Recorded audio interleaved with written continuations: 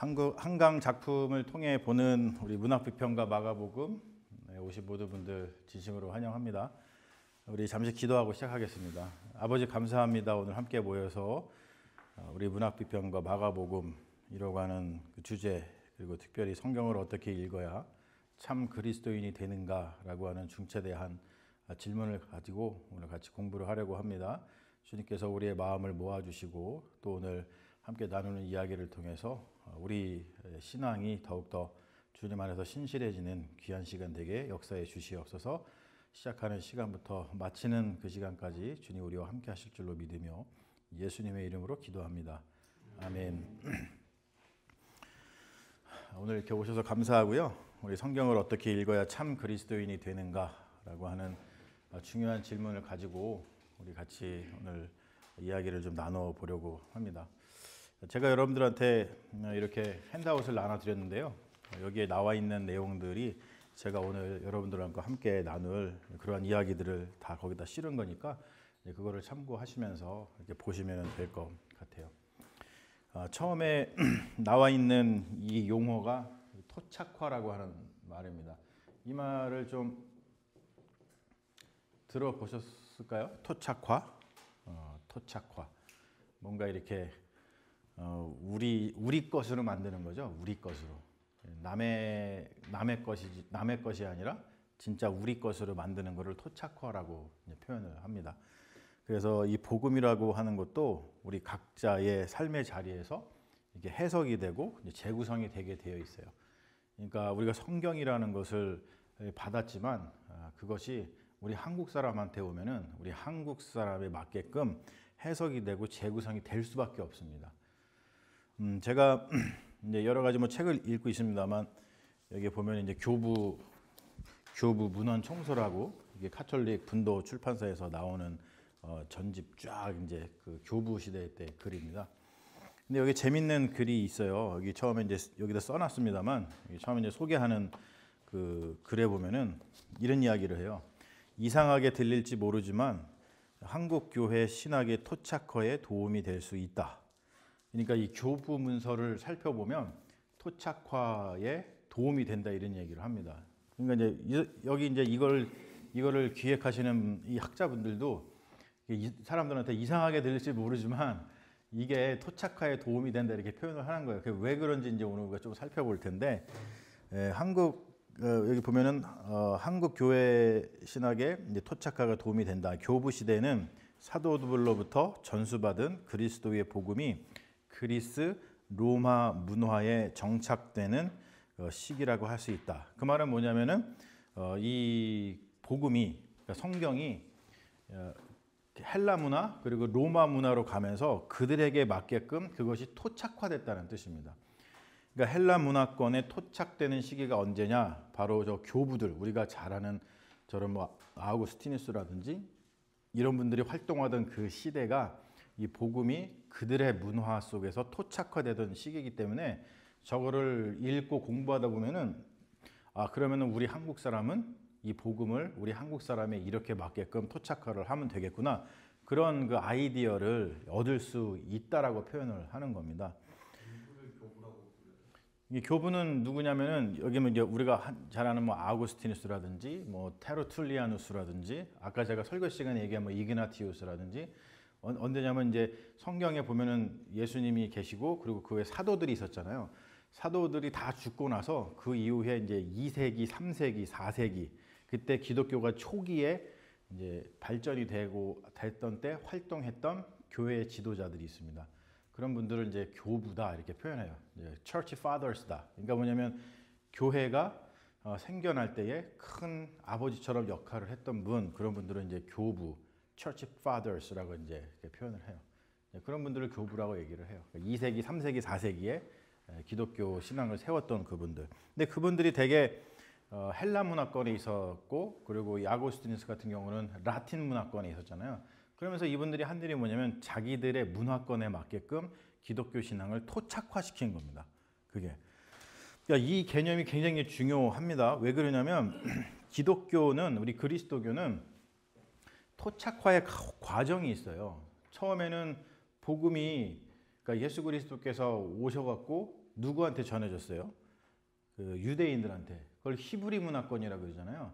그래서 히브리 문화권에서 이 성경이 형성이 됐습니다. 그래서 성경을 우리가 잘 이해하려면 유대인 문화, 히브리 문화라고 그럽니다. 히브리 문화를 잘 이해해야 돼요. 그들의 언어도 잘 이해해야 되고 그들의 사고 방식, 그들의 생활 방식, 뭐 그들의 커뮤니케이션의 어떤 방식 이런 것들을 잘 이해해야지만 성경에 쓰여 있는 그 언어를 우리가 잘 이해할 수 있는 거예요. 왜 우리 한국 사람들만의 사고 방식이 있고 뭐 커뮤니케이션 방식이 있잖아요. 그런 것처럼 그들도 그런 게 있었거든요. 거기에 처음에는 히브리 문화권에 이제 기독교가 뿌리를 내렸다가 그러다가 헬라 문화권으로다가 가잖아요. 헬라 문화권으로. 그래서 이 신약 성경 같은 경우도 이제 그리스어로다가 이렇게 쓰여졌잖아요. 그 구약 성경은 히브리어로다가 쓰여졌지만, 자 그러다가 우리가 잘 아는 그 라틴 문화권 이게 우리가 잘 아는 그 로마의 문화입니다. 그런 문화권으로 갔다가 그리고 중세 이후로부터는 유럽 문화권으로 가잖아요. 기독교가 유럽 문화권으로 우리가 잘 아는 뭐 독일이라든지 뭐 영국이라든지 뭐 이런데 프랑스 거기가 다 유럽 문화였잖아요. 그리고 저쪽 북유럽이 있고 또 뭐 동유럽이 있고 그렇잖아. 어떤 그 유럽 문화권으로 갔습니다. 그러다가 7세기 8세기 때 그 아메리카로다가 유럽 사람들이 이사 오잖아요. 그러면서 이 기독교가 또 아메리카, 특별히 이제 미국 문화권으로다가 옵니다. 자, 거기서부터 이제 그 이후에 우리가 잘 아는 19세기에 뭐 제국주의라 그래가지고 많은 유럽의 국가들이 아시아 국가 또는 아프리카 국가 또는 남미 국가 이런 데로다가 식민지 개척을 가잖아요. 그래서 식민지 개척을 가면서 기독교를 가지고 들어갑니다. 그러면서 그들이 가지고 들어가서 거기다가 기독교 신앙을 심어주는데 이제 그때 이제 좀 문제가 발생을 하는 거죠. 왜냐하면 제국주의라고 하는 그 힘, 포스를 가지고 그런 문화권에 갔을 때 아프리카 사람이라든지 남미 사람이라든지 아니면 뭐 아시아 사람들이 제대로 토착화를 할 수 있는 분위기가 별로 조성이 되어 있지 않았어요. 왜냐하면 별로 자유가 없었고 강제적으로다가 힘으로다가 그런 일들이 벌어졌기 때문에 그렇죠. 그래서 우리가 이런 질문을 할 수가 있어요. 이 한국 문화권에 이 기독교 신앙이 잘 토착화가 되어 있는가? 그게 참 어려웠던 이유가 뭐냐면 19세기 제국주의 식민주의 상황에서 기독교는 이게 토착화, 즉 뭐냐면 이 기독교를 받아들이는 그 나라 사람들이 주체적으로다가 우리나라 문화에 맞게끔 우리나라 언어에 맞게끔 이렇게 수용을 한 것이 아니라 그들이 그냥 받아 이렇게 포스로다가 하다 보니까 토착화가 굉장히 쉽지 않은 그래서 그냥 거의 그냥 이식된 그런 현상이 많이 있죠. 그래서 이것이 사실은 많이 이제 비극적으로다가 발생하는 그런 일이라고 우리들이 인식을 하고 있습니다. 자, 여러분 기독교는 그 2번을 보면 기독교는 뭐라고 써 있어요? 서구 문물의 열매입니다. 이거를 우리가 인식하지 않으면 안 돼요.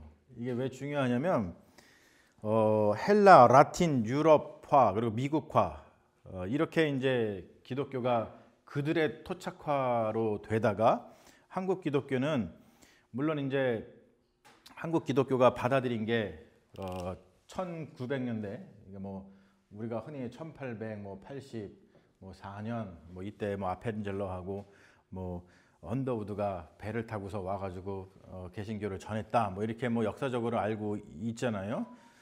그런데 이제 이 이후에 이때가 우리 한국에게는 이 구한말이라고 해가지고 일제 시대로다가 가던 때잖아요. 이때가 그래서 일제 시대로 가던 때이기 때문에 사실은 이게 쉽지가 않았어요. 그 기독교 신앙을 받아들여 가지고 우리 문화에 맞게끔 자율적으로 그리고 창조적으로 토착화시키는 게 쉽지 않은 시대였습니다.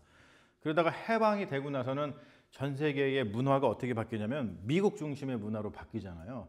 그래서 한국은 1950년대 이후부터 그리고 특별히 1960년대부터 미국의 기독교를 받아들여요. 미국의 기독교를. 자, 미국의 기독교를 받아들여서 그 미국의 기독교를 뭐라 그러죠? 그거를 복음주의라고 그럽니다. 복음주의는 철저하게 미국화된 기독교를 말하는 겁니다. 복음주의. 그래서 우리 한국 교회도 뭐 복음주의 그런 얘기 많이 하죠. 그러다 보니까 이게 조금 뭐라요? 이 기독교가 미국화가 굉장히 좀 심각하죠, 사실은. 그래서 미국적인 기독교를 받아들이고 그것이 기독교의 무슨 정통인 것처럼 자꾸 우리들이 오해하고 착각을 하는 경우가 많이 있는데 아무튼 그런 역사적 배경이 있죠. 그래서 특별히 기독교는 로마라고 하는 그 제국의 국교가 된 이후에 서구 문물의 핵심으로다가 등장을 해요.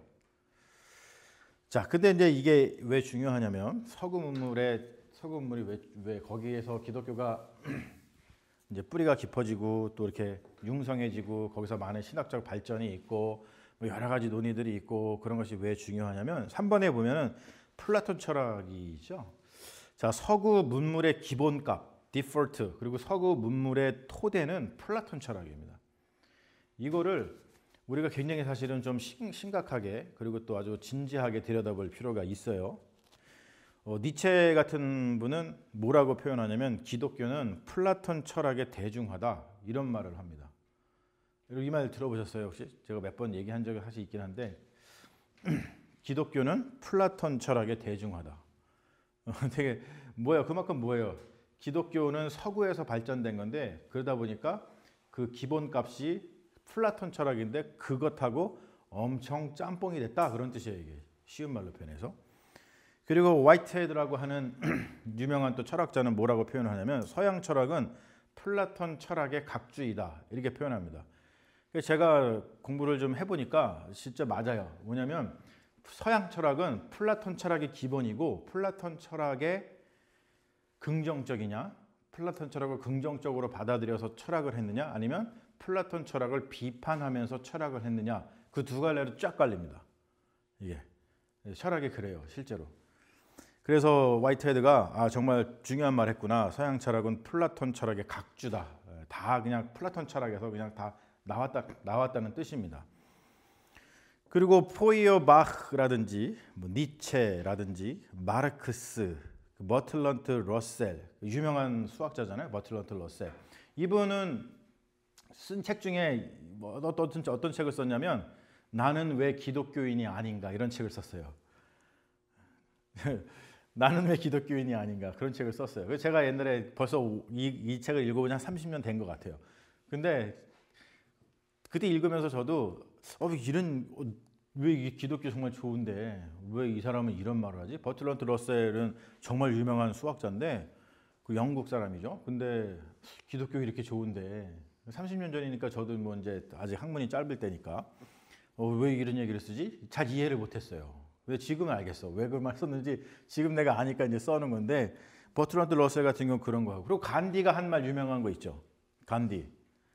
마하트마 간디. 뭐라고 얘기했죠? 영국 사람들한테? 그 유명한 말 있잖아요. 왜? 나는 예수는 존경하는데 좋아하는데 니네들이 세운 그 기독교라고 하는 그 종교는 싫다 그랬어요. 왜 그랬을까? 왜 그랬을까? 그래서 이 포이어바흐라든지 니체라든지 뭐 마르크스, 버틀런트, 러셀, 뭐 간디 이런 분들의 공통점을 쭉 들여다보니까 플라톤 철학 위에 세워진 기독교를 거부하는 거더라고요. 플라톤 철학 위에 세워진 기독교. 자, 플라톤 철학은 잠깐만 보면은 플라톤 철학 거기 써놨죠. 플라톤 철학은 왜 사람들이 이제 싫어하는지를 조금만 여러분들 아시면 되게 도움이 많이 돼요. 진짜 많이 됩니다. 이게 우리의 일상생활 속에서 엄청 들어와 있기 때문에 인식을 못해서 그렇지 다 이 논리로 돌아가요. 플라톤 철학은 보편을 중시합니다. 보편을 중시해요. 그리고 또 뭘 중시하냐면 관념론입니다. 플라톤 철학은 머릿속에서 생각하는 거예요. 그래서 이데아 이런 거 생각하죠. 이데아 볼 수 없어요. 물질적이지 않아요. 근데 그게 있다고 얘기를 하죠. 그래서 뭐 우리가 흔히 얘기하는 뭐 상상 뭐 이런 거예요. 자, 보편. 플라톤 철학은 보편, 이데아론을 얘기합니다. 보편이라는 것은 뭐냐면요. 이데아론. 보편이 생기기 시작하면은 어떤 일이 벌어지냐면 억압이 발생을 합니다. 그렇죠. 왜 그러냐면은 보편이라고 하는 것은 뭐냐면 이게 여기가 있어. 그러면은 자 이게 이제 동그라미의 이데아야. 그러면 이거를 따라서 하려면 어떻게 해야 돼요? 모두가 다 얘처럼 돼야 되는 거야. 그렇죠. 다 얘처럼 똑같이 돼야 돼. 그거가 보편입니다. 그렇지 않으면은 선하지 않고 나쁜 거라고 취급을 해요. 자, 그러면 선하지 않고 나쁜 거면은 사람들이 어떻게 해요? 사람들이 그 선하고 선하지 않고 나쁜 놈을 막 억압하겠죠. 억압하고 너 왜 이렇게 안 해? 이게 정상이고 이게 맞는 건데 왜 안 해? 이런 식으로다가 표현을 합니다. 누군가가 여기서 세모가 나왔어. 그럼 그냥 죽일 놈인 거지. 보편이 아니니까. 이게 플라톤 철학이 가지고 있는 아주 중요한 개념이지만 반대로 사람들을 억압하는 도구로 쓰여집니다. 자, 그러면 플라톤 철학 같은 경우는 누구한테 좋겠어요? 그렇죠. 지배자들. 우리가 좀 더 얘기하자면 지배자, 지도자. 지배자들은 좋겠죠. 왜요? 다 똑같이 만들어야지 내가 지배하기 편한 거예요. 그래서 플라톤 철학은 근본적으로 지배자의 철학이라고 얘기를 해요. 자, 그러다 보니까 이 보편을 강조하는 사람이라든지 보편을 강조하는 종교라든지 보편을 강조하는 뭐 지도자, 뭐 나라 이런 데 있죠. 이런 데는 다 억압이 있습니다. 억압이 있어요. 자, 그런데 기독교 같은 경우가 어떤 신앙을 추구했어요? 기독교 신앙에 그런 신앙이 있죠. 보편 신앙이라는 말이 있어요. 그렇죠. 그러면은 다 뭐라는 뜻이에요? 다 기독교 신앙이 보편이니까 누구든지 다 기독교인처럼 살아야 된다는 뜻입니다. 그 기독교인들은 좋아. 우리는 좋아. 근데 누구는 싫을까요? 그거 받아들이기 어려운 사람들은 싫은 거예요. 그래서 기독교인들한테 있는 아주 안 좋은 생각 중에 하나가 뭐냐면 그게 이제 플라톤 철학과 결합이 돼갖고 생겨난 잘못된 거예요. 성경에는 예수님이 그렇게 하지 않으셔요. 그렇죠? 근데 플라톤 철학과 결합이 되면서 그렇게 되죠. 그래서 기독교인들이 여기에 물들어 있기 때문에 자꾸 어떻게 하냐면은 기독교인이 아닌 사람들을 어떻게 합니까? 다 정죄하죠. 뭐라고 정죄해요? 너 지옥 간다고. 너 죄인이라고. 그러면은 우리는 이 얘기해도 전혀 불편하지 않아. 그렇죠? 여기서 뭐 예수 안 믿는 사람 없으니까 우리 다 기독교인이니까 불편하지 않아. 근데 한국에는 뭐 불교인도 있고 유교인도 있어. 한국의 불교인이 그 얘기를 들었어. 근데 나는 진짜 선량하게 살았거든요. 그리고 부처님 잘 믿고 살았고. 그런데 기독교인만 만나면 너는 죄인이라고 그러고 넌 지옥 간다고 그러고 너 빨리 회개해야 된다고 그러고 이런단 말이에요. 제 말은 뭐냐면 그런 레토릭을 쓰는 그러한 이야기를 하는 이유가 뭐냐면 기독교 신학이 플라톤 철학과 결합하면서 이런 생각을 가졌기 때문에 그런 겁니다. 예. 거기에는 그게 다 이런 게 흘러 있는 거예요. 자, 그러면은 아까 얘기했죠. 플라톤 철학은 이 서양 철학은 플라톤 철학의 각주다. 그러면은 이거를 바탕으로 철학을 한 사람들이 있고 그리고 어떤 사람이 있겠어요? 이거를 싫어해가지고 이거를 깨려고 그런 사람들이 있었겠죠. 그런 사람들이 누구냐면 우리가 잘 아는 아까 얘기했던 이런 분들이에요. 포이어바흐라든지 니체라든지 마르크스라든지 러셀이라든지 이런 분들이 그걸 깨려고 노력을 했습니다. 그러니까 이런 분들은 어떻게 얘기를 하냐면 보편의 이 대척점에 있는 거는 개별입니다. 보편은 개개인의 개성, 개개인의 특성을 무시합니다. 왜냐하면 보편적이 돼야 되니까. 그런데 개별은 뭐냐면 그런 보편적인 특성보다도 누구에게 집중하는 거예요? 이 사람 개인한테 집중을 하는 거예요. 어때요, 여러분? 이게 좋은 것 같아요? 나쁜 것 같아요? 그렇죠. 좋을 수도 있고 나쁠 수도 있어요. 근데 지금 시대에는 어떤 것 같아요? 훨씬 이게 더 좋은 것 같죠? 그렇죠. 그러니까 요즘의 철학은 다 플라톤 철학을 다 비판합니다. 요즘 철학 다 비판하면서 이 개별이라고 하는 거, 이 개개인의 어떠한 자유, 개개인의 인간의 존엄성. 이것이 사실 어떤 민주주의의 어떤 기본적인 개념이죠. 이런 거에 이제 집중을 하는 경우가 있고, 그리고 또 한 가지는 관념론은 뭐라고요? 이 머릿속으로 생각하는 거라 그랬어요. 그러다 보니까 이 관념론의 반대, 이 대척점에 서 있는 게 뭐예요? 그게 바로 유물론인 거예요. 물질을 중요하게 여기는 거죠. 물질을 중요하게 여기는 거. 유물론의 대마왕이 누구예요? 마르크스. 그러니까 우리가 되게 기독교인들은 그러면은 마르크스를 싫어해요, 좋아해요? 싫어하죠. 왜 싫어하냐면 왜 싫어하는지 이유도 모르고 싫어하는 거야. 왜 싫어하냐면 기독교는 뭐라고요? 이 보편을 강조하고 이 관념론을 강조하는 게 이 플라톤하고 이렇게 같이 새롭게 된 기독교인데, 이 갑자기 이 마르크스라는 사람이 나와가지고 이걸 막 까거든 하면서 이게 뭐 물질에 대한 이야기하고 개별에 대한 이야기하고 막 그러니까 이게 우리가 이거에 물들어 있는 기독교인들은 괜히 싫은 거죠. 이게 이러한 밑에 깔려 있는 파운데이션의 철학이 이렇기 때문에 그러한 현상이 벌어지는 겁니다. 그러니까 여러분 이것만 좀 알고 있어도 우리가 함부로 이렇게 말을 이렇게 내뱉는 것을 좀 조심할 수가 있는 거예요. 그걸 우리가 이제 픽스를 해야 된다는 거죠. 자, 하여튼 이게 이제 기본적인 얼개인데, 요걸 알고 계시면 여러분들이 어떤 글을 읽을 때도 어떤 사람의 사상이 뭔지를 여러분들이 파악을 할 때, 이 사람이 옳은 말 하는 거야, 아니면 이상한 말 하는 거야, 이런 거를 파악할 때도 이 틀이 굉장히 도움이 됩니다. 네, 굉장히 도움이 됩니다. 어쨌든 간에 지배자 편에 서 있는 사람들은요, 무조건 보편을 얘기할 가능성이 커요. 말을 따라야 된다는 거지. 그 사람 말을 따라야 된다고 얘기를 합니다. 그런데 이제 그런 거를 거부하는, 좀 우리가 흔히 얘기하는 불순한 사람들은 그걸 거부하고 개별을 막 이야기하고 그러겠죠. 그러니까 뭐가 좋다 나쁘다, 물론 이제 보편도 필요하죠. 보편이 없으면 질서가 없어집니다.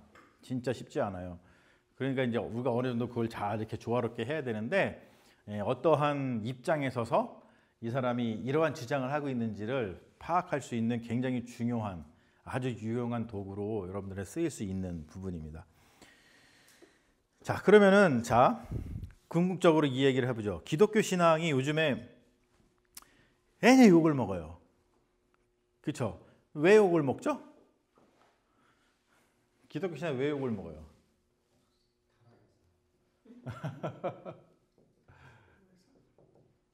기독교 신학이 욕 먹는 이유. 기독교 신앙이라고 얘기를 하고, 또는 교회가. 자, 시사님 뭐라고요? 이제 타락해서 그렇다. 그리고 또 뭐가 있을까요? 시대에 비하인드 돼 있어. 비하인드 돼 있다. 시대에 뒤떨어진다. 자, 그리고 또 되게 이제 기득권이 돼 있다.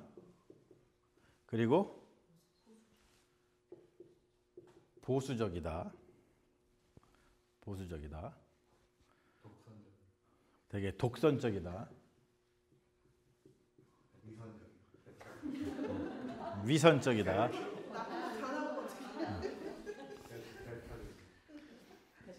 여기를 이걸 시청하고 계신 분은, 여기는 절이 아니고 교회입니다.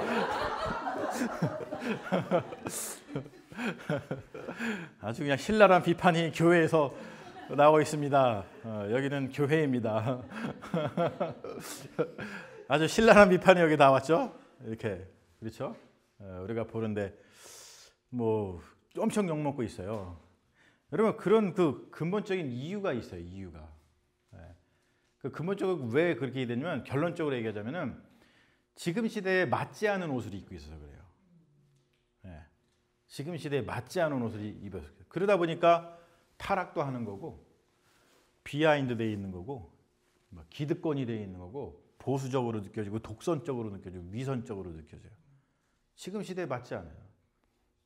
예를 들면 이런 거죠. 지금은 가정에서도 남편이 옛날처럼 막 독재를 행하면 어떻게 돼요?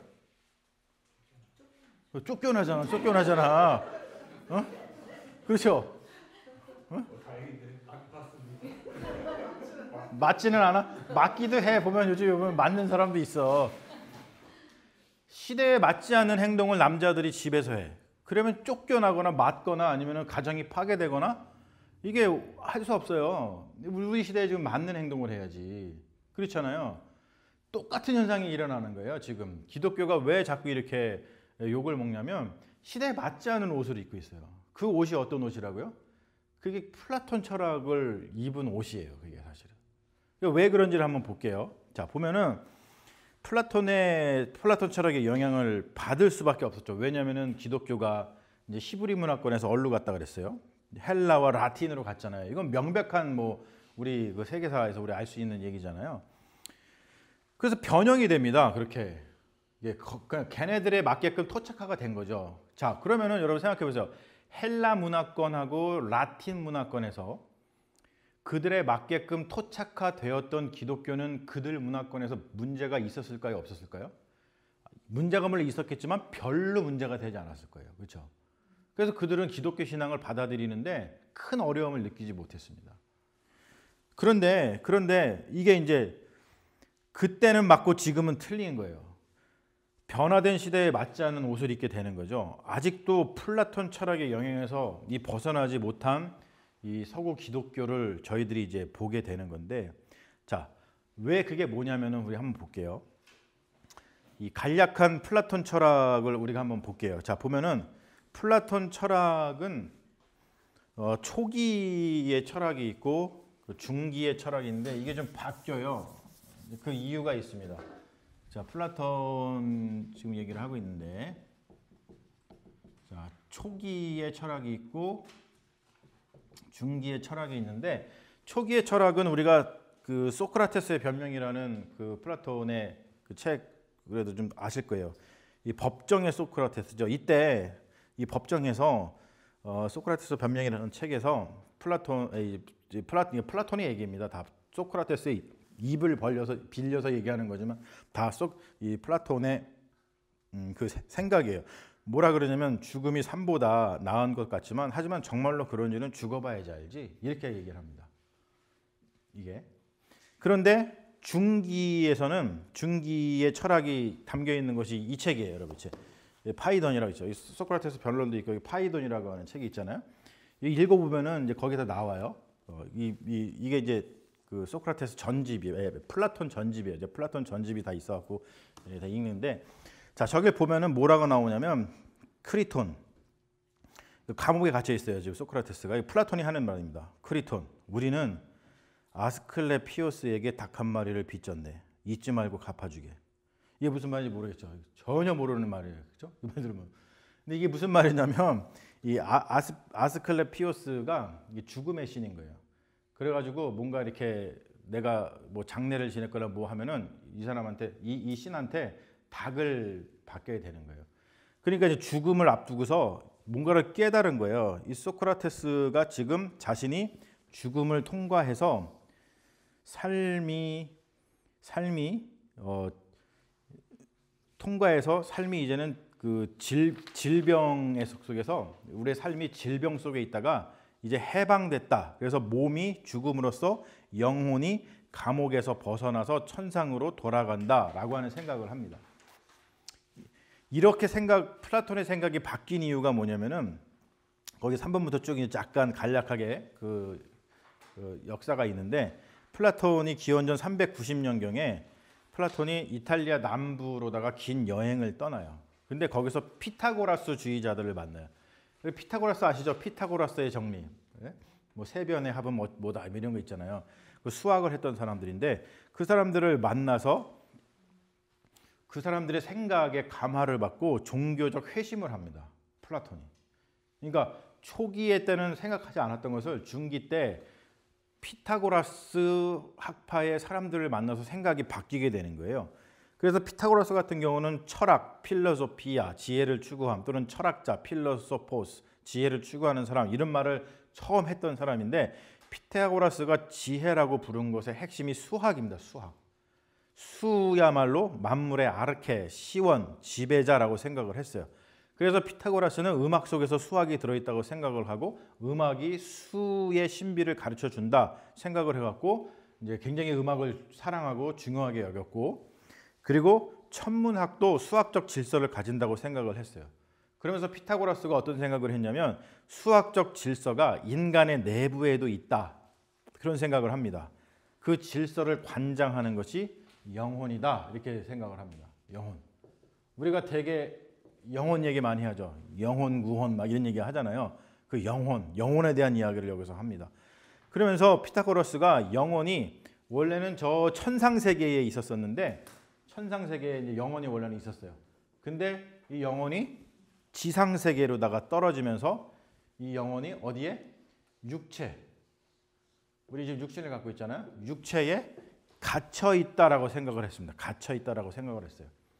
그래서 영혼이 이제는 죄수 신사가 돼 갖고 영혼이 자기가 원래 있었던 천상을 그리워한다라고 얘기를 합니다. 그런데 천상으로 돌아가려면 영혼이 어떻게 해야 되냐면 다시 정화가 돼야 돼. 정화. 이때 영혼의 더러움을 씻어주는 것이 뭐냐면 바로 음악하고 수학이라고 얘기를 합니다. 그래서 음악을 되게 중요하게 여겼고 또 수학을 되게 중요하게 여겼고, 그 플라톤 같은 경우는 이 영향을 받아가지고 플라톤 아카데미 있죠. 자기한테 배우 들어온 사람한테 그 문구를 써놨어. 기하학을 모르면 입학할 수 없다. 뭐 이런 식으로. 그래서 정화를 완수하지 못한 영혼은 지상의 지상 세계를 윤회해야 한다고 생각을 합니다. 자, 그래서 이때 여러분, 이때 플라톤이 피타고라스한테, 자, 피타고라스가 있어요. 피타고라스한테 두 가지를 배웠습니다. 하나는 뭐냐면은 이중세계에 대한 개념을 배웠어요. 이중세계, 천상의 세계가 있고 지상의 세계가 있구나. 자, 그리고 또 한 가지는 윤회를 배웠습니다. 피타고라스한테. 자, 우리가 잘 알죠? 자, 이 이중세계는 어디로 갔어요? 기독교로 갔어요. 자, 윤회는 어디로 갔어요? 불교로 간 거예요. 이게. 그들이 이제 이런 생각들을 했단 말이에요. 근데 그런 생각들을 받아들인 거죠. 자, 기독교가 벌써 보면은 플라톤 중기에 등장하는 사상이 바로 뭐냐면은 그 유명한 이데아 사상이 여기서 나오는 거예요. 이게 이때부터. 그러다 보니까 이데아 사상이 이중세계잖아요. 지상세계하고 천상세계를 나눈 다음에 지상의 세계는 거짓된 어떤 가상, 타락하고 죄 많은 세상이고, 그리고 천상의 세계야말로 참된 실제의 진리의 세상이다, 이렇게 표현을 합니다. 그런데 이러한 생각을 가지고 있는 그 철학세계와 이런 정신세계를 가지고 있는 그 헬라 문화권이 누구를 만난다고요? 기독교를 만나서 기독교가 그들화되는 거예요. 기독교가 플라톤 철학화됩니다. 그래서 지혜로운 자, 경건한 자, 덕 있는 자만이 참된 세계에 이를 수 있다, 즉 구원받을 수 있다라고 해요. 자, 지혜로운 자, 경건한 자, 덕 있는 자, 이런 사람은 어떤 사람이에요? 기독교 신앙을 가진 사람이 되는 거겠죠. 그렇죠? 그리고 또 한 가지는 뭐라고 얘기하냐면 참된 세계는 지금 여기에서 이룰 수 없지만 회개하는 죄인에게는 죽은 다음에 약속되어 있는 세상이다라고 표현합니다. 이게 뭐예요? 우리가 흔히 얘기하는, 이 기독교에서 얘기하는 죽으면은 천국 간다, 이런 뜻입니다. 그리고 세 번째, 참된 세계에 들어가려면 에이전시의 도움이 필요하다, 이 얘기를 합니다. 자, 여기서 여러분 에이전시는 누굴까요? 네? 네? 예수님이 아닌 거예요. 에이전시는 교회인 거예요, 이게. 그래서 중세 때 그래서 교회가 무소불위의 권력을 쥐게 된 거예요. 사람들이 다 이 사상에 젖어 있어. 여기는 죄된 세상인데 내가 구원받아서 천국을 분명히 가야 돼. 그런데 그 천국을 가려면은 내가 도움이 필요해. 도움이. 누구의 도움이 필요하다고요? 교회의 도움이 꼭 필요하게 되는 거예요. 에이전시가. 그래서 중세가 교회가 힘을 갖고 있었던 이유는 그냥 교회가 힘을 가진 게 아니고 이러한 사상이 다 받침이 되어 있기 때문에 그런 것들을 가질 수 있는 거죠. 자, 우리 조선시대에도 마찬가지잖아요. 남자 또는 그 가부장, 집안에 어른이 힘을 가져서 있었던 이유가 뭐 때문에 그래요? 어떤 사상 때문에? 성리학 때문에 그렇잖아요. 성리학. 성리학은 철저하게 하이어라키가 있습니다. 그렇죠. 예. 그 성리학 우리가 잘 모르지만 그렇죠. 그러기 때문에 그런 사상이 받침되어 있기 때문에 집안에서 어른 남자 나이 많은 어른이 그 무소불위의 권력을 휘둘릴 수 있었던 거예요. 다 뭐든지 어떠한 이 사건에는 다 뭔가 거기에 흐르고 있는 사상들이 있는 겁니다. 그래서 믿음은 구원의 열쇠가 되는 거예요. 그러니까 믿음이라고 하는 것도 이러면서 의미가 바뀌어 버립니다. 성경에서 믿음은 원래 이런 게 아닌데 바뀌어 버리거든요. 자, 믿음이 구원의 열쇠가 되고 믿음은 참된 세계로 들어가는 열쇠가 되는 거죠. 그래서 그 믿음은 에이전시를 통해서 얻을 수 있어요. 그래서 성경에서 말하는 어떤 믿음의 의미하고 좀 멀어지기 시작을 합니다. 그리고 지상 세계는 가상의 세계고 죄로 가득한 세계이고 사탄의 손에 붙들린 세계이기 때문에 지상 세계를 얼른 떠나야 된다 그래요. 찬송가 중에서도 우리 그 복음성가 중에서도 그 유명한 복음성가 있죠. 죄 많은 이 세상은 내 집안이네. 그거 아시죠? 그죠? 이 죄 많은 내 세상이 아니까 어디 가야 된다고? 빨리 천국에 가야 된다. 이런 얘기 많이 하잖아요. 그리고 정말로 많은 사람들이 이런 얘기 많이 합니다. 이 세계를 갖다가 하나님께서 사탄한테 맡겼다고 얘기를 많이 해요. 그렇죠? 그래서 이번에도 보니까 그 한국의 무안공항에서 제주 항공사 그 사고가 있었잖아요. 그거에 대해서 어떤 목사가 그 요즘에 아주 그냥 기독교를 시끄럽게 만드는 목사 있어요. 이제 실명을 거론하지 않아도 여러분들이 아실 거예요, 누군지. 실명만 거론하잖아요. 그 사람은 막 그 고발을 해요, 고발. 그래갖고 내가 실명 거론하면 아주 귀찮아지기 때문에 실명을 거론하지 않겠지만 그 사람이 그 유튜브에서 또 자기 방송에 나와서 그런 얘기 했잖아요. 하나님께서 사탄한테 이거를 허락했기 때문에 사탄이 저렇게 많은 사람들을 죽이게끔 했다. 말이야 방구예요. 이렇게 얘기하는 근본 원인이 뭐냐면요. 이 옷에 맞지 않는 옛날 구닥다리 그 신학을 아직도 버리지 못해서 그런 거예요.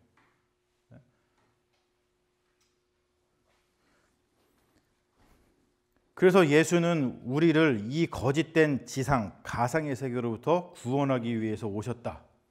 이런 말하면서 그거를 딱 하는 레토릭이 뭐예요?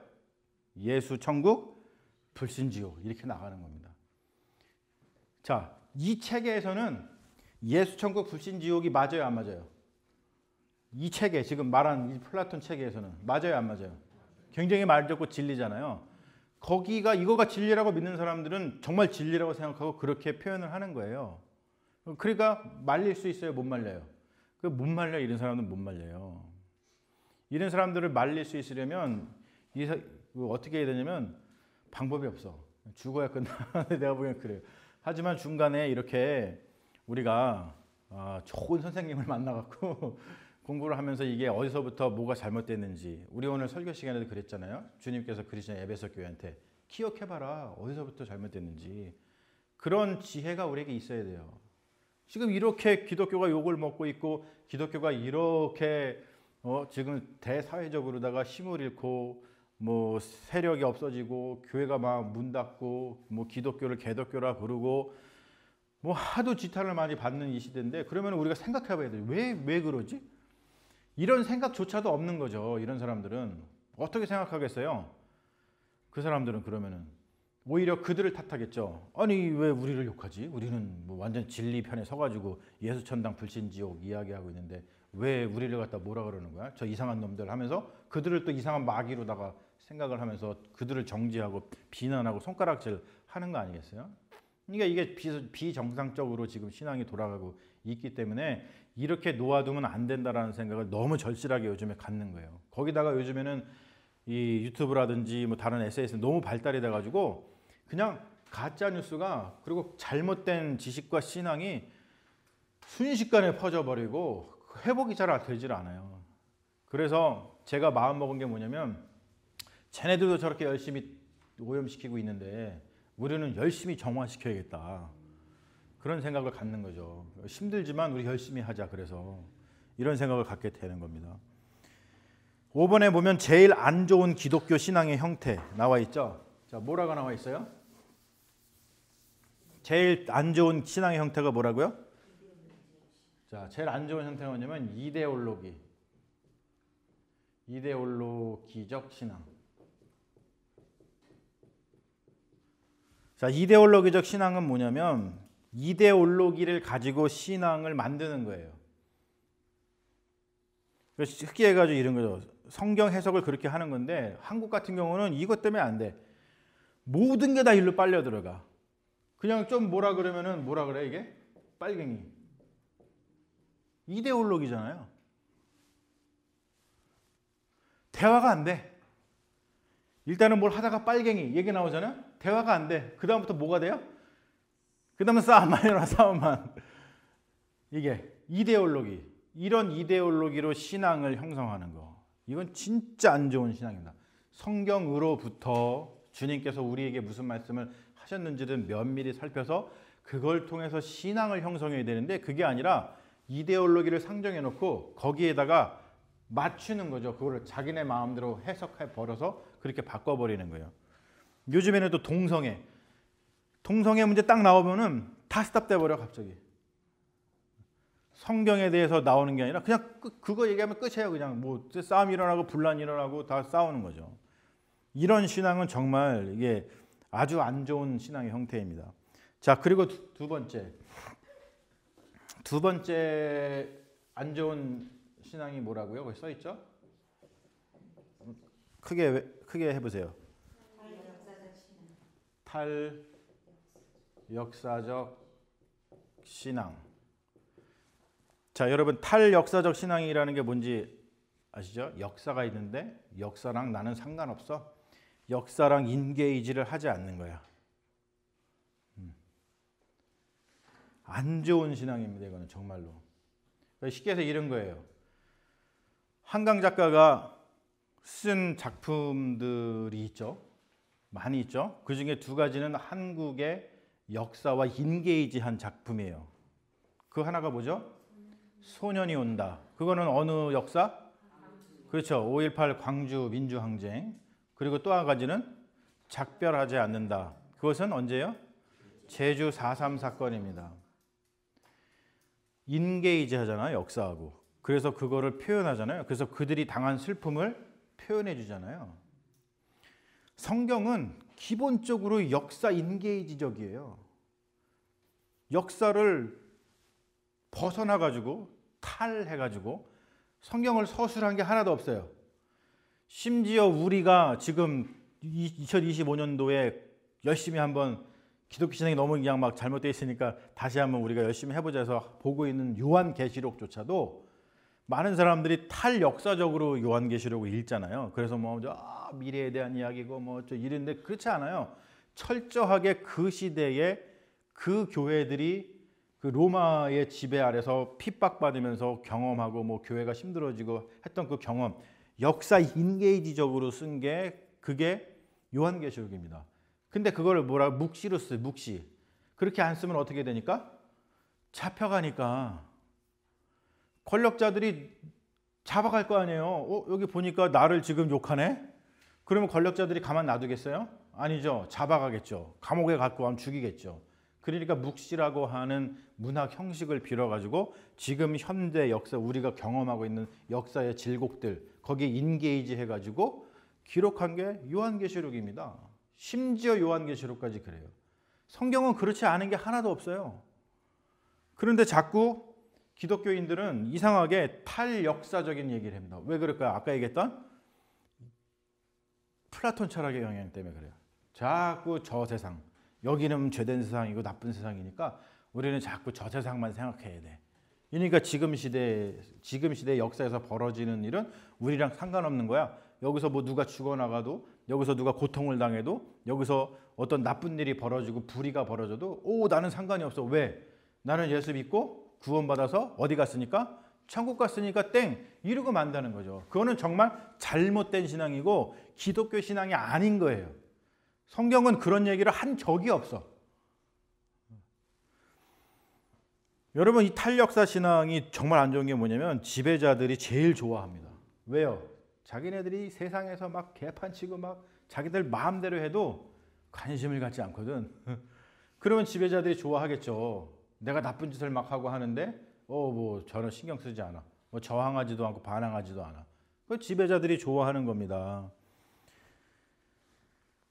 자신들의 기득권과 폭력에 관심을 두지 않기 때문에 이런 탈역사적인 신앙을 가지면 오히려 이 세상을 힘들게 만드는 그 지배자들이 싫어합니다. 자, 그러면 그 반대로 좋은 신앙은 뭔가? 건전한 신앙은 뭔가? 바람직한 신앙은 뭔가? 거기 나와 있죠. 자, 첫 번째로 어떤 신앙이라고요?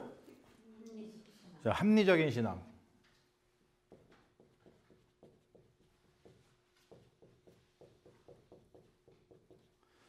자, 합리적이다라고 하는 말이 뭐냐? 거기 써놨어요, 제가. 뭐라고요? 한 발짝 떨어져서 볼 수 있는 걸 합리적이라 그래요. 합리적. 그거를 헤겔같이 유명한 그 철학자는 대자적 존재 이렇게 어려운 말로 표현해놨어. 대자적 존재. 자, 대자적 존재가 있고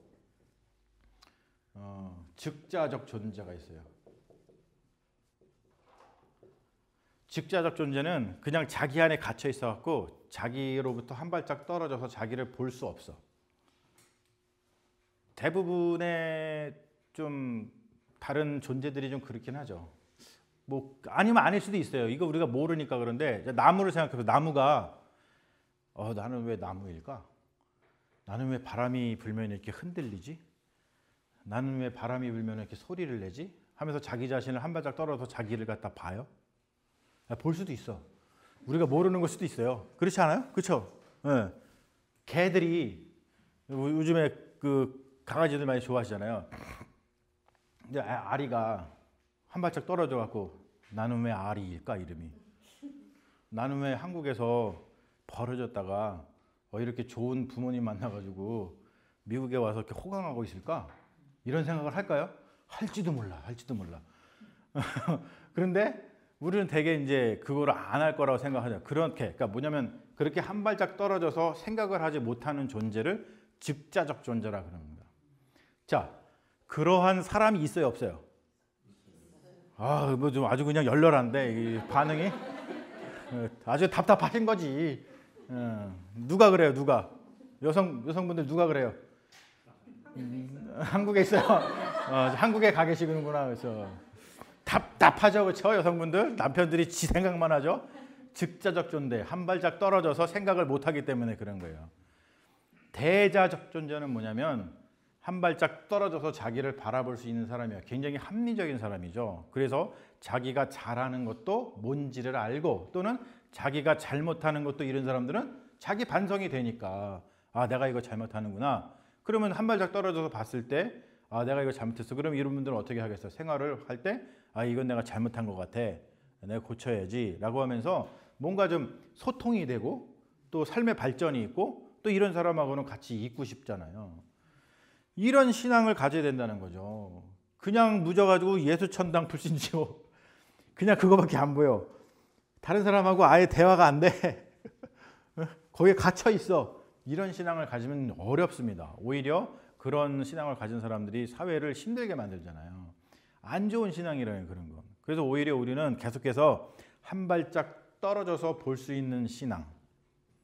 이 신앙을 갖는 게 중요합니다. 그걸 갖기 위해서 우리가 뭐 하는 거예요? 이렇게 지금 공부하고 있는 거 아니겠어요?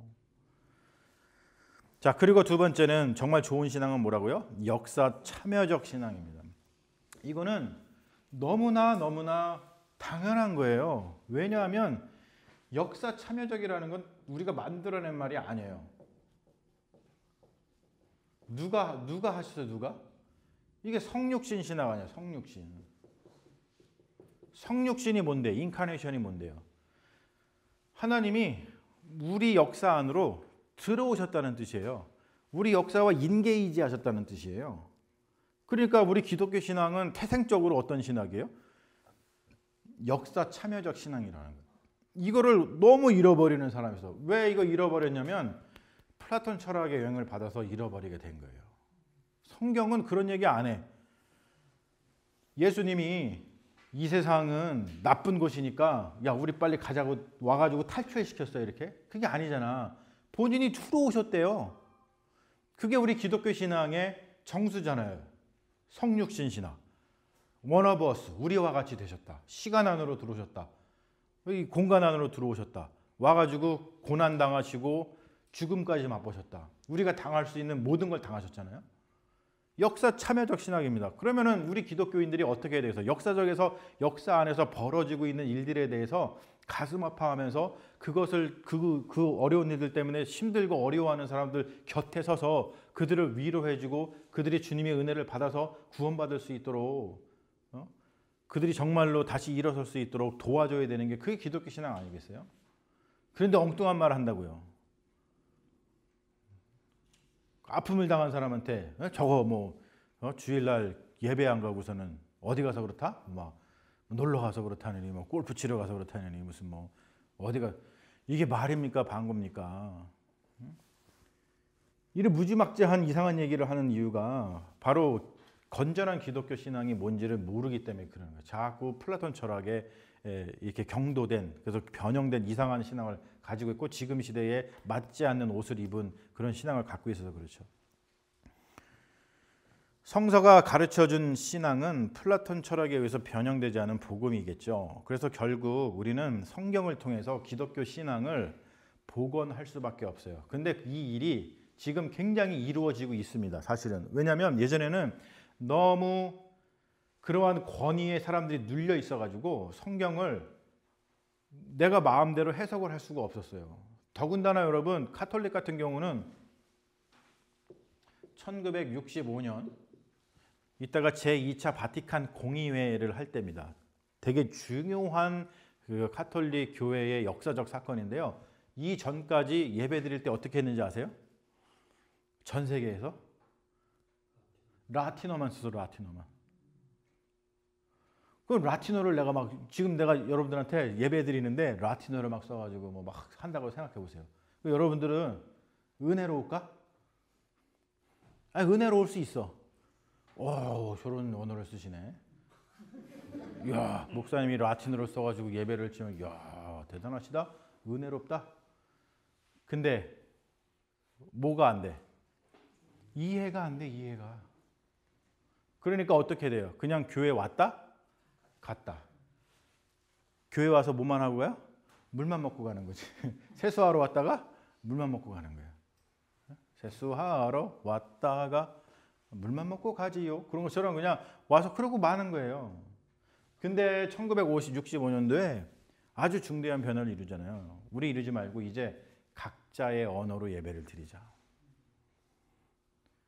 그때부터 이제 성경을 우리 개개인이 카톨릭에서는 보고 그 전에 우리 이제 개신교 같은 경우는 마틴 루터가 이미 16세기에 종교개혁을 통해서 그 일을 했죠. 그래서 개신교는 엄청나게 많은 이단들이 생길 수밖에 없는 이유가 뭐냐면 또 문제가 그거야. 보편을 좀 줄여버리고 개별을 중요하게 여긴 다음에 각자의 생각들과 각자의 해석을 중요하게 여기다 보니까 별 희한한 말 하는 사람도 많이 나오게 되는 거죠. 그래도 그거가 저는 그래도 더 좋은 거라고 봐요. 예. 물론 이제 우리가 서로 그렇기 때문에 대화가 중요한 거죠. 나는 이거를 이렇게 읽었는데 당신은 어떻게 읽었어요? 하면서 서로 맞춰가면 되는 거니까. 근데 그게 아니고 독선적으로 빠진 사람들은 안 한다는 거예요. 그렇게 안 해요. 그렇게 하는 사람들이 다 이단이잖아요. 이단. 예? 너무 웃긴 말을 합니다. 신천지 같은 경우는 진짜 웃긴 말을 해요. 그 사람들이요. 그 신천지는요. 사도신경을 안 해요. 여러분 왜 안 하는지 아세요? 이 말 때문에 그래. 거룩한 공회와 그렇죠. 여기 거룩한 공회를 믿는다 그러잖아요. 공회. 이것 때문에 안 한다 그래요. 이 공회가 뭔데? 이 사도신경에서 말하는 공회가 뭐예요? 공교회라는 뜻이에요. 공교회. 이게 Catholic Church라는 뜻이에요. 그러니까 뭐냐면 Universal Church라는 뜻이에요. 아까 얘기했던 보편 그 뜻입니다. 그 캐톨릭이라는 뜻이 보편교회라는 뜻이에요. 그 캐톨릭이 얼마나 이 아주 그냥 그 뭐랄까 권위 하는 데인지 알겠죠. 유니버설 처치라고 하는 뜻이에요. 근데 신천지에서는 뭐라고 하냐면은 사도행전에 보면은 공회가 나와. 그리고 저 복음서에 보면 공회가 나와. 공회에서 어떻게 했어요? 공회에서 회의해가지고 예수님을 죽였어. 그거는 산헤드린 공회를 얘기하는 거잖아요.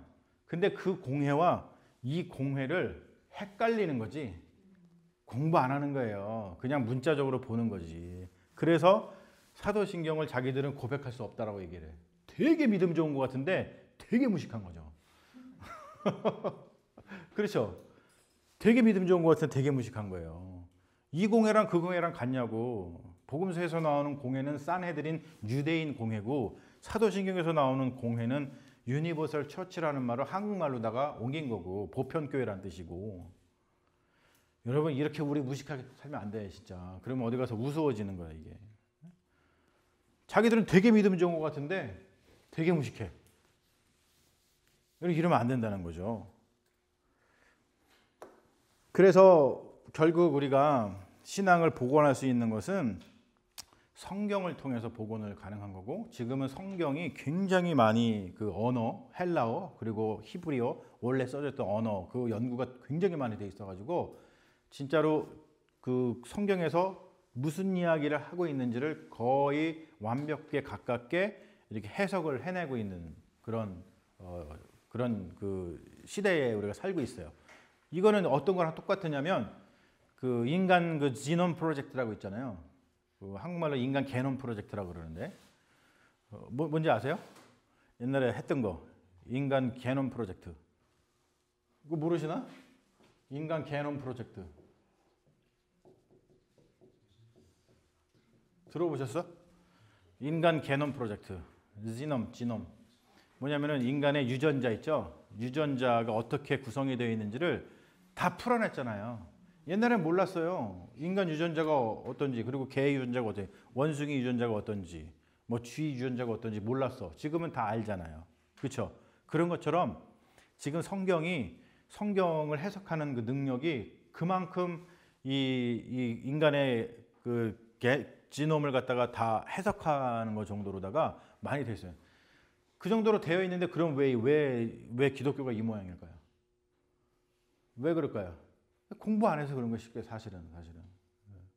우리가 열심히 해야 되는 열심히 해서 진리를 향해 나아가려고 하는 그 열정만 있다면 얼마든지 좋은 자료들이 많이 있습니다. 그것 가지고 아주 건전한 신앙을 만들어 갈 수 있다는 것이죠. 그래서 우리가 복원을 하되 서구 신학은 참고서로만 삼아야 되는 거예요. 물론 우리보다 앞서서 기독교를 받아들였으니까 좋은 것들도 굉장히 많아요.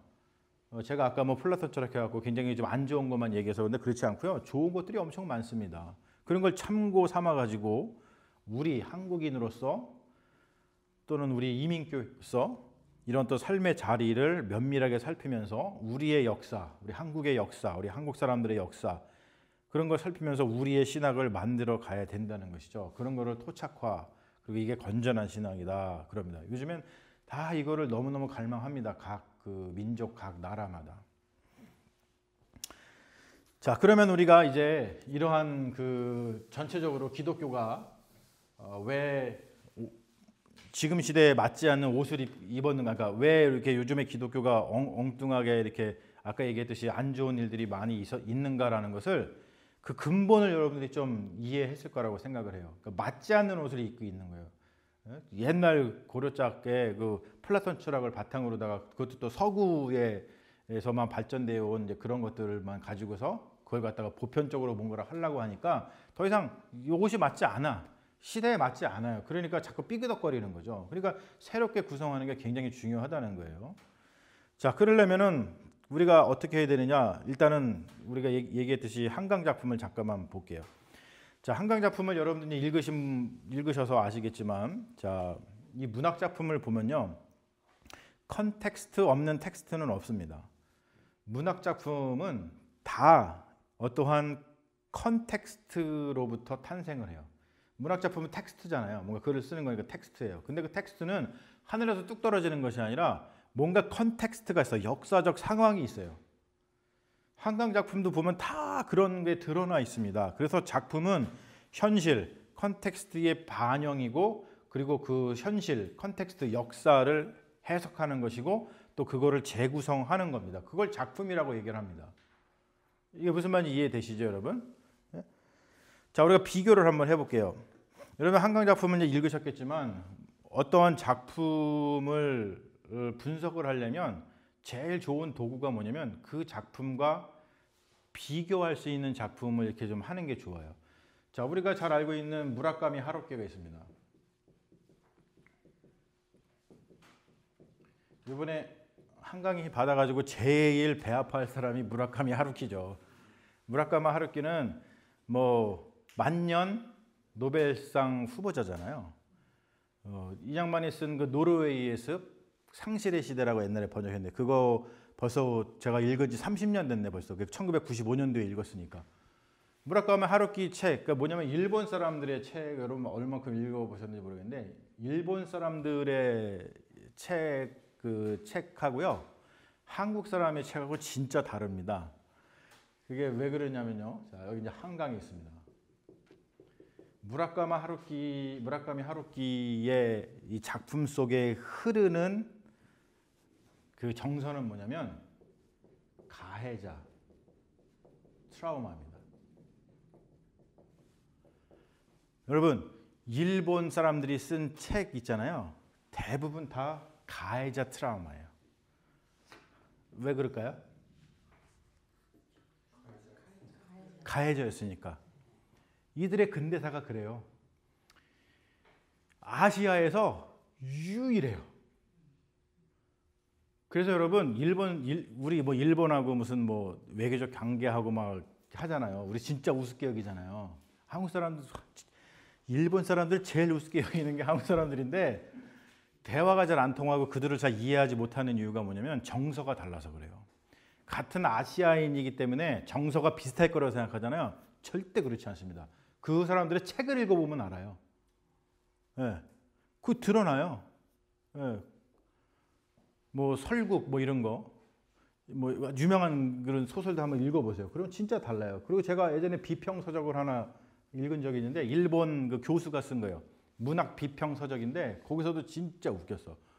거기에 뭐가 나오냐면 일제 시대 때 그 어떠한 사람이 쓴 그 문헌을 이용해 가지고 그 문학 작품을 이렇게 비평하는 그 책이에요. 근데 일본 교수가 썼어. 근데 거기에 일제 시대 때 장어 있죠, 장어. 장어가 한국산 장어가 굉장히 유명했대. 근데 거기에 어떤 문장이 나오냐면요. 한국산 이 장어를 먹기 위해서 그래서 한국의 그 노동자들을 이렇게 착취해서 이렇게 막 푸시해가지고 이 장어를 잡게 해서 이거를 일본으로 공수에다가 먹었다 이런 표현이 나와. 너 그거 보면서 깜짝 놀랐어요. 자, 우리 같은 경우는 어떻게 했을까요? 이 책을 한국 사람이 쓴 거라고 생각해봐. 그러면은 안 썼거나 아니면 이 피해자 입장에서 일본 놈들 죽일 놈들 우리를 착취해서 장어를 먹어? 라고 하면서 장어를 나쁘게 얘기하겠죠. 그렇죠? 이 장어는 들여다보기도 싫어 막 이러고 이것 때문에 우리 할아버지 우리 조상이 얼마나 고생했는데 이런 식으로 글을 썼을 거야. 근데 얘네들이 그게 아니고 장어가 진짜 맛있는데 이 장어가 너무 맛있어서 한국에서 나오는 장어로 공수에다 먹기 위해서 그 노동자들을 푸시해가지고 갖다 먹었다 이런 식으로다가 가해자 입장에서 나오는 글이 완전 달라요. 뭔가 사건을 바라보는 시각이 진짜 달라요. 그게 뭐냐면 가해자 트라우마입니다. 그래서 무라카미 하루키의 책을 보면 굉장히 가해자의 트라우마가 담긴 글을 씁니다. 자, 그런데 우리가 잘 아는 우리의 한강은 자, 어떨까요? 우리의 한강은 여기 써 있죠. 뭐라고요? 자, 피해자 트라우마입니다.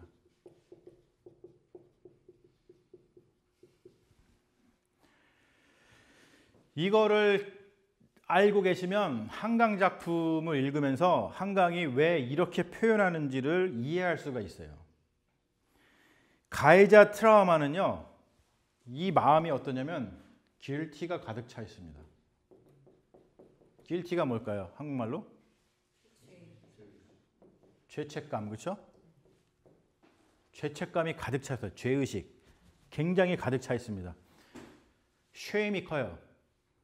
그래서 이걸 어떻게 하고 싶어요? 감추고 싶어 하겠죠. 근데 이게 드러나거나 그러면은 이게 굉장히 폭력적으로 갑니다. 그리고 굉장히 또 위선적으로 비춰져요. 그런데 여러분, 피해자 트라우마를 가지고 있는 한강 작품을 보면은 거기에 뭐가 있냐면 저거랑 다 길티는 없어. 사실은 길티가 있을 수 없어요. 피해자니까.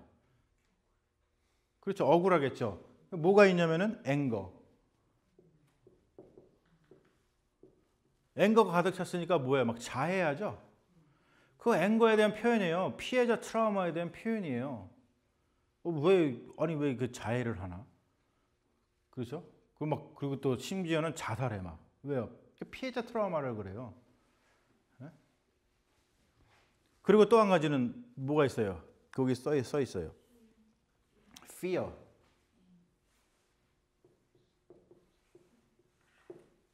하도 당하고 사니까 또 그렇게 될까 봐 굉장히 심리적으로 불안정하게 돼 있어요. 이런 것들을 치유하려고 노력을 하겠죠. 당연히. 그래서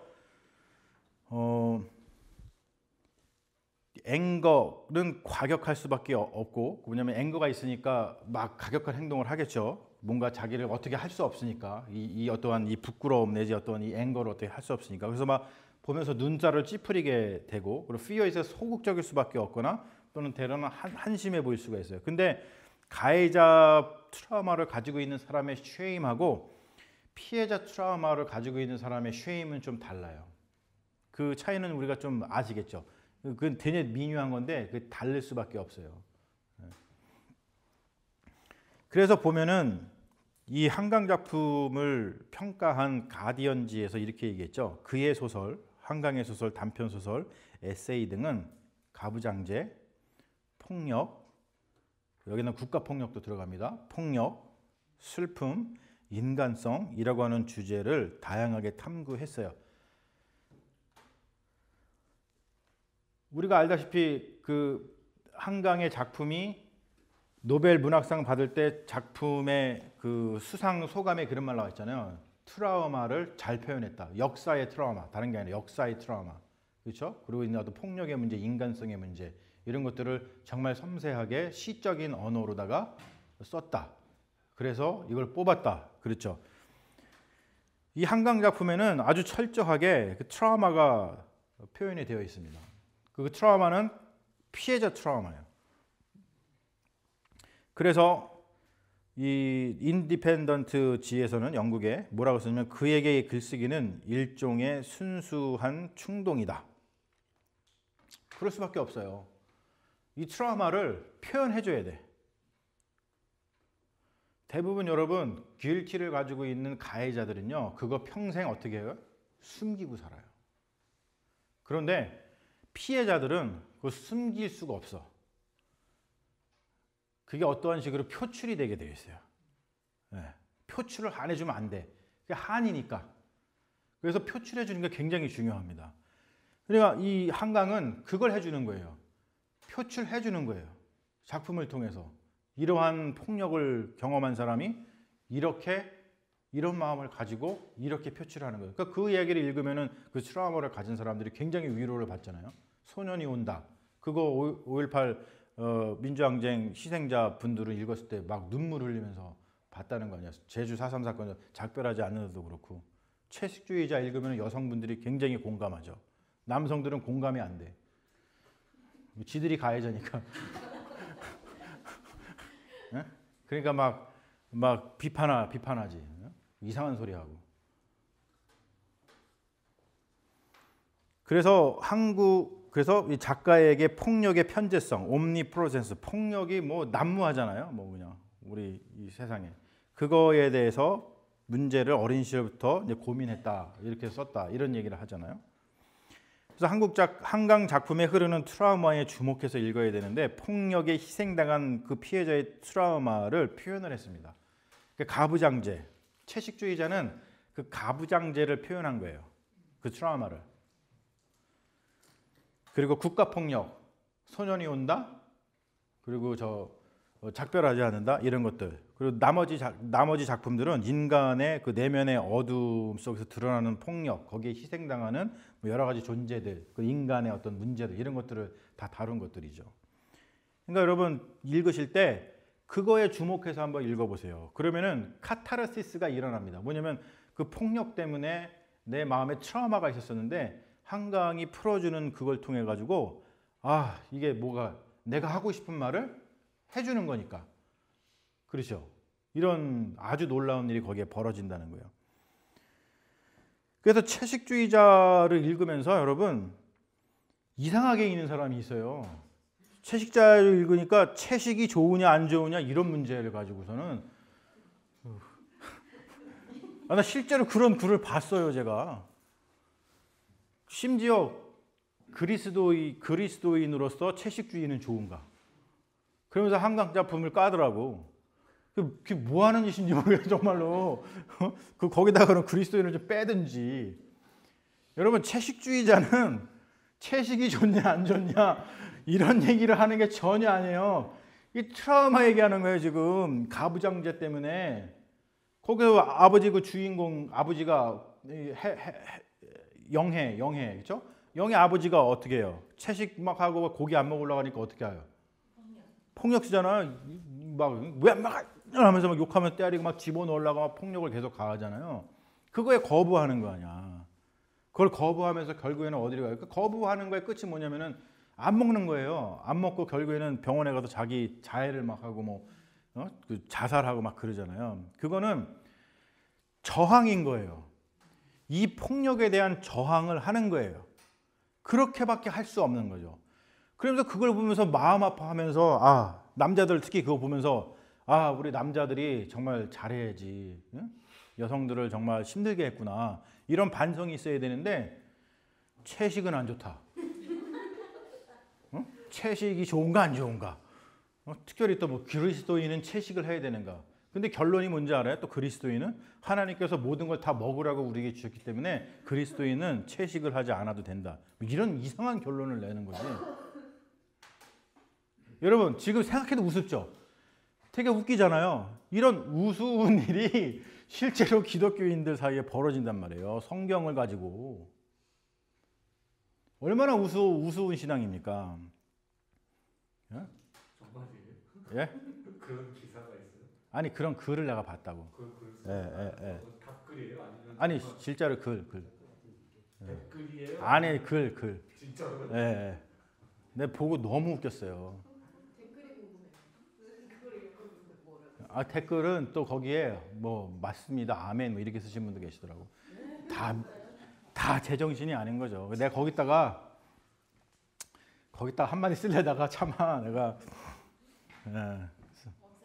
네. 소년이 온다에서 여쭤볼 게 있는데 거기서 너라는 게 누구를 얘기하는 거예요? 저는 그걸 아직 확실히 거기서 네. 이 한강 작가의 특징이 뭐냐면요, 이 지층에 왔다 갔다 해요. 네. 그래가지고 정신 안 차리고 보면 걔가 누군지 몰라요. 지금 읽는데 네. 얘기 못하겠어요. 어디 읽고 계세요? 앞에요. 그건 중학생 남자. 근데 주군에. 예. 그래서 지금 모르겠어요. 예, 그렇죠. 그래서 다 읽은 다음에 그걸 쉽게 이해할 것 같으면 노벨상을 못 받았겠지. 그러면 그냥 우리한테 상 받았겠지. 노벨상을 받았으니까 읽을 때 힘든 거죠. 문장에서도 너라는 문장이 이게 맞지가 않잖아요. 문장 배열에서도. 그게 이제 뭐냐면 그게 문학적 장치라는 거예요. 왜냐면 막 환상, 막 꿈 속에서 막 하니까 이게 넌지 난지 걘지 뭔지 이런 환상들을 자꾸 보여주는 거죠. 그게 문학적 장치인 거예요. 따옴표가 없고 일단. 또 이제 그렇게 쓰죠, 글을. 따옴표 해가지고 이게 사람이 하는 건지 아니고 그냥 쓴다고. 그래서 그렇게 쓴다고. 그래서 뭐냐면은 그래서 노벨상 수상할 때 그 할리먼에서 시적인 표현이에요. 포에릭 프로스 이렇게 쓴 거예요. 그러니까 시적 산문. 예. 시적으로 쓰기 때문에 그래요. 그래서 사실은 한강 작품을 읽으려면 소설만 잘 읽으면 안 되고요. 시어를 좀 이해할 수 있는 그런 능력이 좀 사실 있어야 되는데 그게 다 어렵잖아요. 그리고 우리가 갖추기가. 그래서 사실 어려운 건데 그러다 보니까 좀 이렇게 설명이 필요하고 해설이 좀 필요한 거죠. 하여튼 그래요. 근데 이런 어처구니 없는 일이 일어난다는 거예요. 이게 잘못 읽으면은. 아까 얘기했듯이 채식주의자 채식이 좋으냐 안 좋으냐 이런 거. 자, 우리가 이걸 갖고 한강 작품을 이제 보면서 이 작품이라는 거, 이 문학이라는 거 이런 것이 이제 어떠한 의미를 갖고서 표현이 되느냐를 이제 조금 살펴봤잖아요. 자, 이걸 가지고서 마가복음을 우리가 좀 보면은 마가복음 8번을 보면은 서구 신학은 어떤 신학일까? 한번 여러분 게스해 보세요. 서구 신학은 가해자의 트라우마가 배어 있는 신학일까요? 피해자의 트라우마가 배어 있는 신학일까요? 네? 네? 맞아요. 가해자예요, 가해자. 서구 신학은 백인 신학이잖아요. 그래서 백인들이 하도 못된 짓을 많이 해가지고요. 신학을 보면요. 가해자 트라우마의 입장에서 신학을 전개합니다. 성경의 역사는 거의 피해자의 그 얘기를 지금 하는 거예요. 지사님이 이제 지금 아주 너무 스마트하게 먼저 얘기를 해주셨는데 그게 아니에요. 그 얘기를 마가복음에서 하고 싶은 거예요. 자, 보세요. 서구 신학은 기본적으로 백인 신학입니다. 백인들은 진짜 나쁜 짓을 많이 했어요. 백인을 막 디스하는 건 아니고 뭐 백인도 훌륭한 사람도 많이 있지만 전체적인 역사가 그렇다는 거예요. 우리가 알잖아요. 이거 뭐 아는 거잖아요. 그렇죠? 그래가지고 백인 신학은 굉장히 가해자 트라우마 입장에서 신학을 해요. 그래서 신학책을 읽어보면요. 맞질 않아. 왜? 난 누구니까? 난 아시아인이잖아요. 우리 아시아인들은 어떤 트라우마가 있어요? 피해자 트라우마가 있어요. 실제로 그래요.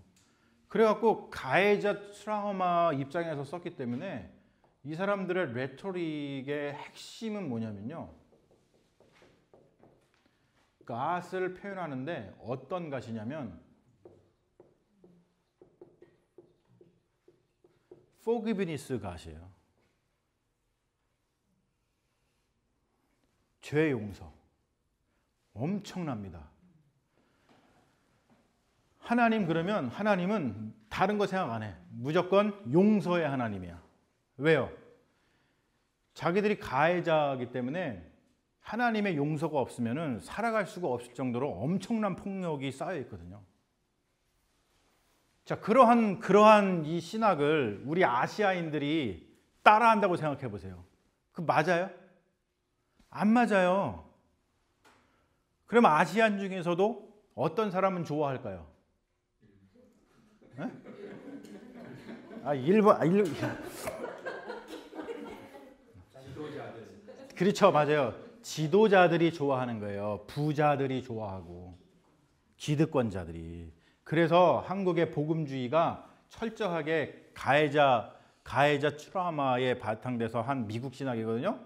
그래서 그 신학을 좋아하는 사람이 누구냐면 부자들, 강남의 부자들, 그리고 그 권력 있는 사람들, 이런 사람들이 그 신학을 좋아합니다.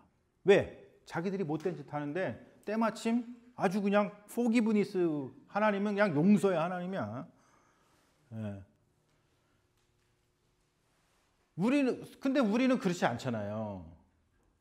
여러분 흑인 교회에 가서 예배 드려보셨어요? 제가 흑인 교회에서 예배 드리다가 죽을 뻔했잖아. 예배를 3시간 드려 기본으로. 그리고요 앵거가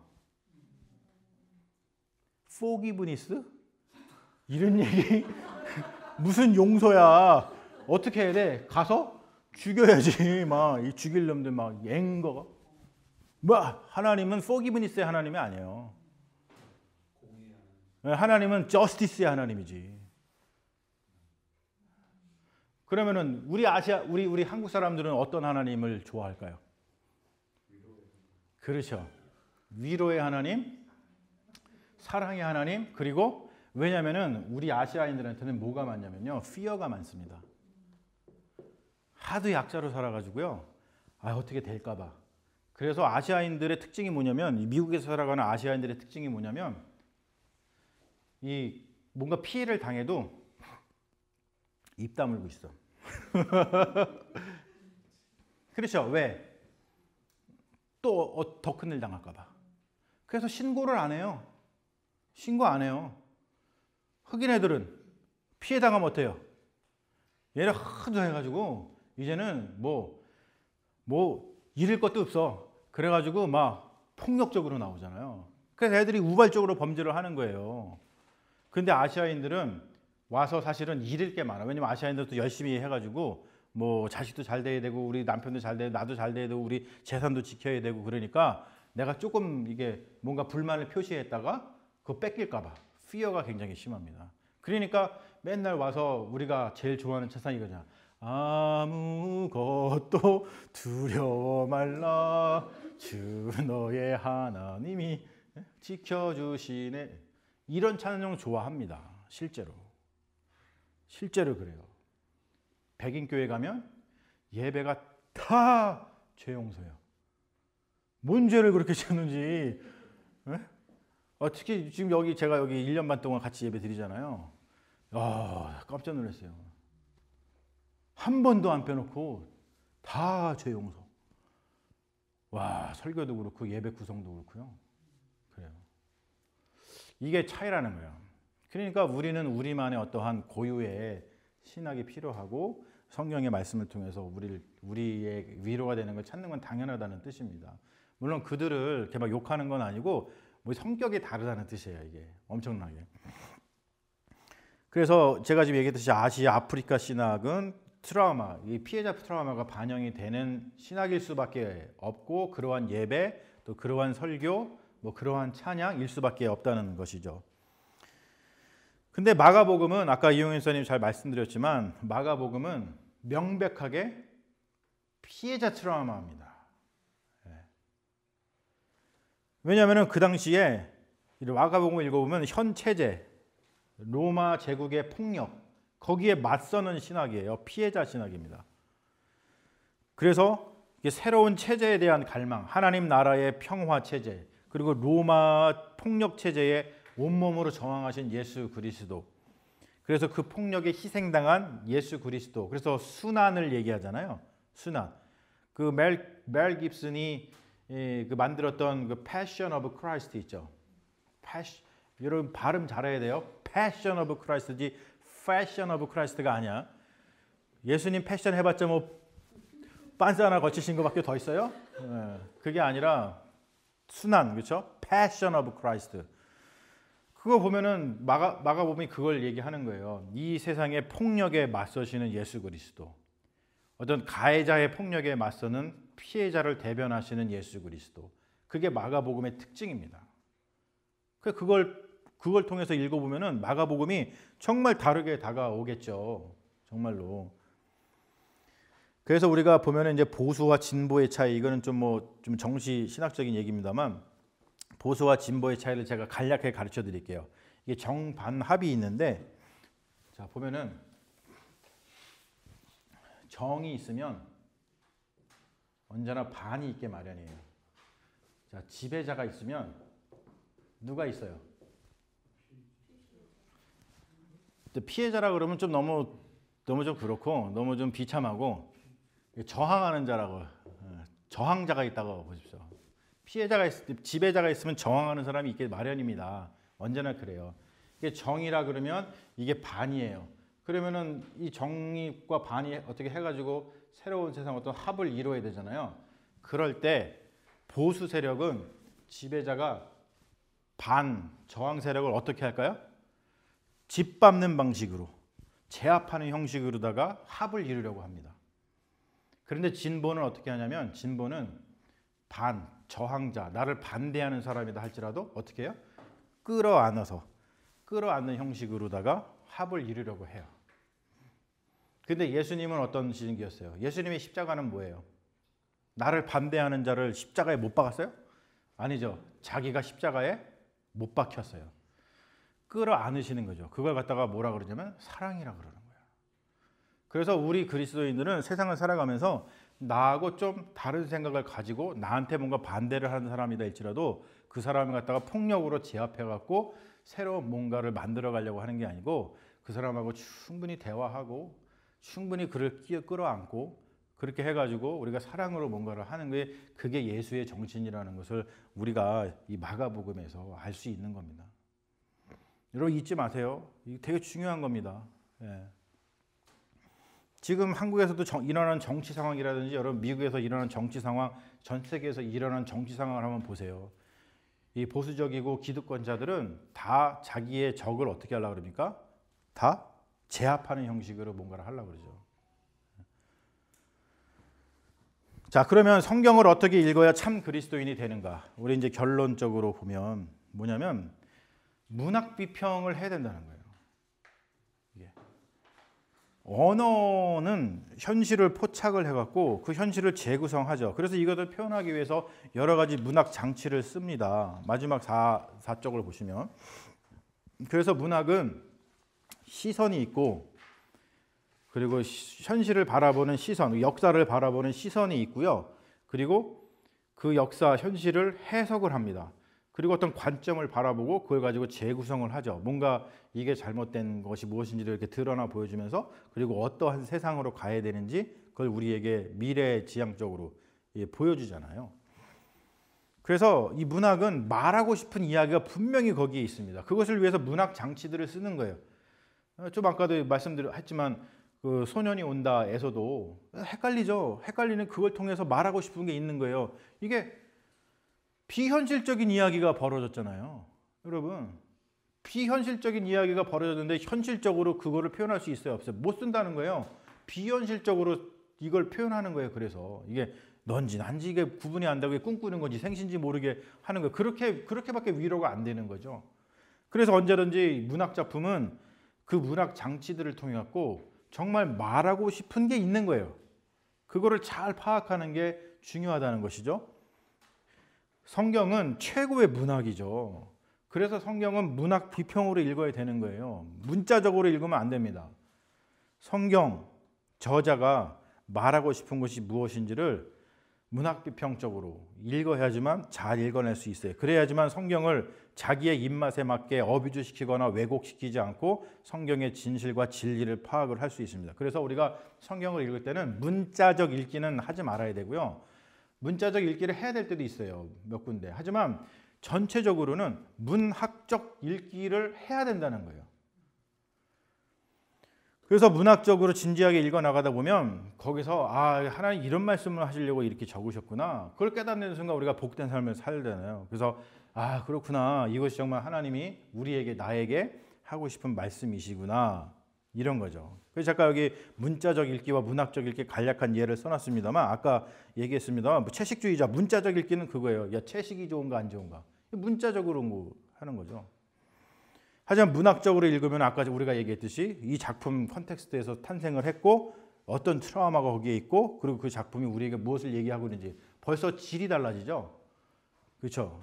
성경을 이렇게 읽어야지 문자적으로 읽으면 우스워진다는 거예요. 또 한 가지는 성경의 창세기의 창조 이야기 같은 경우도 그렇죠. 문자적으로 읽으면은 지금 과학하고 완전 크래시가 나죠.